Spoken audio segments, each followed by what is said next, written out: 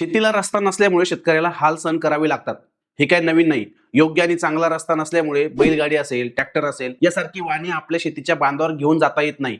पण शेतकरी मित्रांनो, आता यावर राज्य सरकारने नवीन योजना सुरू केली आहे आणि त्या योजनेचं नाव आहे मुख्यमंत्री बळीराजा पानंद रस्ता योजना. मुख्यमंत्री महोदय यांच्या अध्यक्षतेखाली झालेल्या मंत्रिमंडळ बैठकीत या नव्या योजनेला मान्यता देण्यात आली आहे. आता या योजनेअंतर्गत 100% यंत्रसामग्रीच्या साह्याने क्षेत्ररस्ते तयार केले जाणार आहेत, जे की मजबूत आणि टिकाऊ असतील. पालकमंत्री, आमदार व वरिष्ठ अधिकारी यांचा समावेश असलेली समिती नेमून रस्त्याबाबत निर्णय घेण्यात येणार असून महसूल मंत्री चंद्रशेखर बावनकुळे या समितीचे अध्यक्ष असतील. तसेच मनरेगाच्या माध्यमातून पानंद रस्ते तयार करण्यासाठी अनेक अटी होत्या, त्या अटी आता कमी करण्यात आल्या आहे. या योजनेच्या माध्यमातून शेतकऱ्यांना आता पेरणी, कापणी आणि शेतमाल बाजारात घेऊन जाण्यासाठी 12 मजबूत रस्ता मिळणार आहे. नकाशावर तर रस्ता असतो, पण वास्तविक पाहता त्यावर अतिक्रमण केलेले असते. तर आता अशी अतिक्रमण हटवली जाणार आहे.